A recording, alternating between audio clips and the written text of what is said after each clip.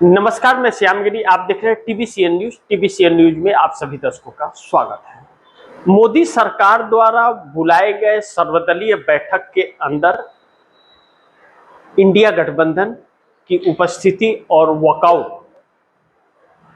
में इतनी बड़ी दरार आई है कि इंडिया गठबंधन ने पीएम मोदी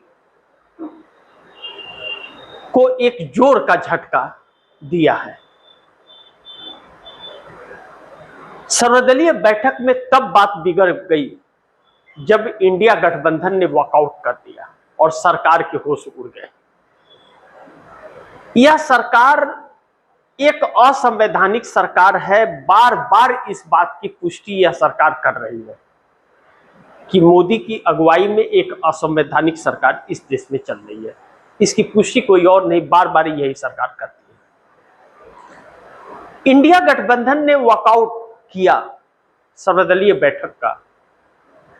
उसका साफ मकसद था कि जो टीएमसी ममता बनर्जी की पार्टी से 20 सांसद को तोड़ा गया था भारतीय जनता पार्टी के द्वारा, जबकि भारतीय जनता पार्टी के नेता भूपेंद्र यादव के घर पर बैठा करके तोड़ा गया था, खरीद फरोख्त किया गया था।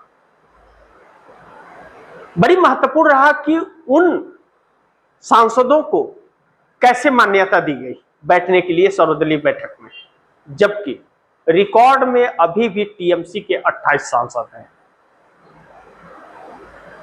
और स्पीकर ओम बिरला ने अभी तक मान्यता नहीं दी है और दे भी नहीं सकते कानूनन, क्योंकि जिस पार्टी में उन लोगों ने अपने आप को विलय किया है उस पार्टी को मान्यता प्राप्त ही नहीं है कि उसे स्थान दिया जा सके लोकसभा के अंदर, क्योंकि उसने न तो चुनाव लड़ा है और न ही उस पार्टी के अंदर कोई उसका प्रतिनिधि लोकसभा में है। तो कैसे?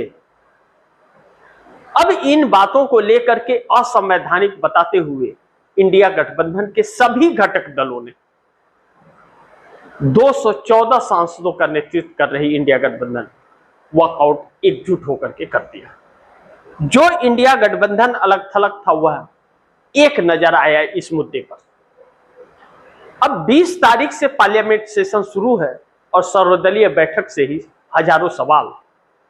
अब पार्लियामेंट सेशन का क्या प्रारूप होगा यह समझ सकते हैं। और दूसरी बड़ी महत्वपूर्ण बिंदु यह है कि इस पार्लियामेंट सेशन में यह सरकार डिलिमिटेशन और वन नेशन वन इलेक्शन की बिल लाने की मंशा रखती है, जिसके लिए 362 सांसदों की जुगाड़ में जुटी है। तो क्या वह कंप्रोमाइज जो सांसद थे अब वह देंगे समर्थन इंडिया गठबंधन के? यह भी देखना बड़ी महत्वपूर्ण होगा। लेकिन खेल भाजपा का और भी बिगड़ रहा है जब जंतर मंतर पर लाखों की तादाद में छात्र उमड़ रहे हैं एक जनसैलाब, और 20 तारीख को सुबह संसद घेराव की चर्चा। सरकार के होश उड़े हुए हैं। राहुल गांधी का फुल सपोर्ट अब इस आंदोलन को मिल गया है।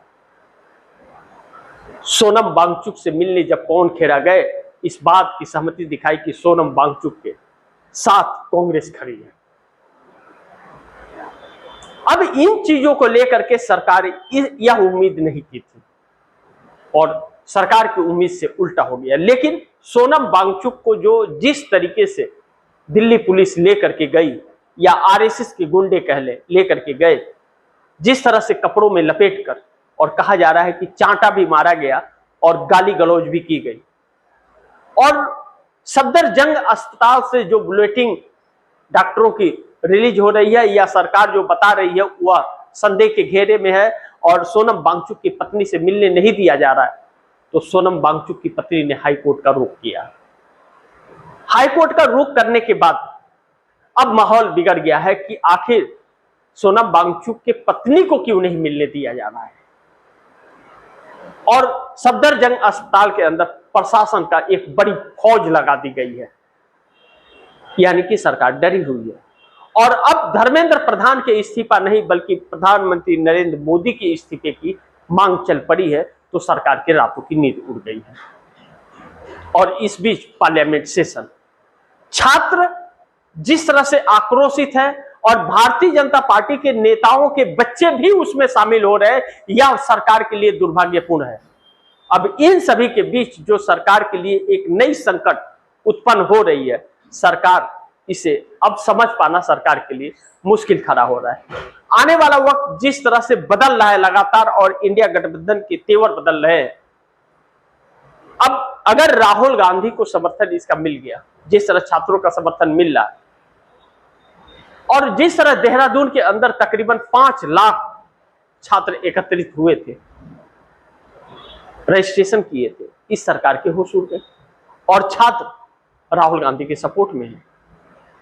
राहुल गांधी ने मोदी की नींद उड़ा दी है और छात्रों का अचानक एकत्रित हो जाना, यूथ कांग्रेस जगह जगह खड़ी हो गई है, सड़कों पर आ चुकी है और कांग्रेस का छात्र संगठन NSUI भी आ चुका है और बाकी के IIT के हो, नीट के हो, CBSE के हो, सभी छात्र अब सड़क पर है और इनका मजदूरों का और समाज सेवी संस्थानों का, किसानों का अब समर्थन मिलता हुआ नजर आ रहा है। तो इस सरकार का तख्ता पलट होने की बात राहुल गांधी द्वारा कही गई थी, जो वह भी कहीं न कहीं सत्य साबित होता हुआ नजर आ रहा है, जो सरकार की नींद उड़ी हुई है।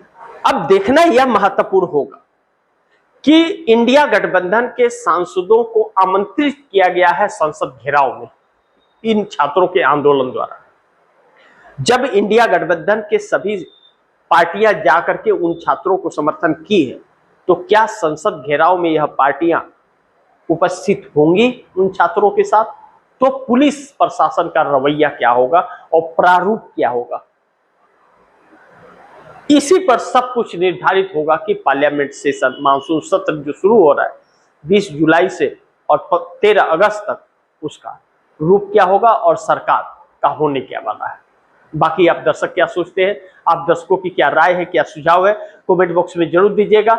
इस खबर को ज्यादा से ज्यादा शेयर कीजिए, अपने दोस्तों को भी कहिए आगे शेयर करें, और आपने अगर TVCN न्यूज को सब्सक्राइब नहीं किया, सब्सक्राइब कर लीजिए, अपने दोस्तों को भी कहिएगा TVCN न्यूज को सब्सक्राइब करें। मिलते हैं अगली खबर के साथ, तब तक के लिए नमस्कार।